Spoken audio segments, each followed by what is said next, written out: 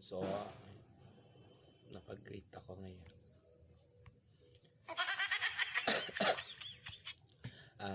Happy birthday sa iyo, Bunso, no? Enjoy your birthdays. At sana lahat ng wish mo matutupad sa birthday mo. Ano to, kulangot?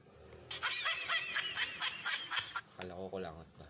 Ayan, so enjoy your day, enjoy your night, no, sa araw ng kaarawan mo. Nandito lang kami palagi, yung mga true friends mo na laging umiintindi sa iyo, laging karamay mo sa tuwing may gusto kang kausap. Ayan, sa GBC talk lang tayo, talking dun. Marites, lahat ng mga Marites nandoon sa True Friends family, no. So Bunso, lagi mong tatandaan at lagi mong pagbigyang pansin yung sarili mo. Love yourself first before others. No, kulangot talaga to. Kala ko kulangot, hindi pala. Buang talaga to. No, nagro kalo-kalo ka talaga. So ayan, Bunso, always pray, don't forget sa taas, no. Ayan.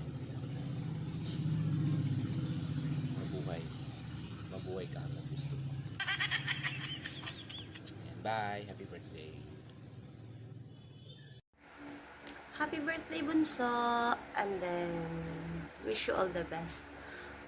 Sana magkakaroon ka na ng love life. And then, thank you no, sa pagtanggap mo sa amin na as an ate. Hope na tatagal pa yung samahan natin. Magbubuo tayo ng masasayang memories together sa mga ates mo, kuyas, and love Bunso. Stay always, stay guwapa always, and then stay mabait, stay who you are. Kung ano ka ngayon, dapat yan pa rin hanggang dulo. Love. Ayan, happy birthday nga po pala sa bunso namin na si Miss Dean. Bunso, happy birthday. More birthdays to come, good health and long life. Sana matupad mo lahat ng mga pangarap mo sa buhay at makahanap ka na rin ng tunay na nagmamahal sa'yo na hindi ka lolokohin. Charot. Thank you nga pala kasi nakilala kita ng dahil sa daddy mo, no?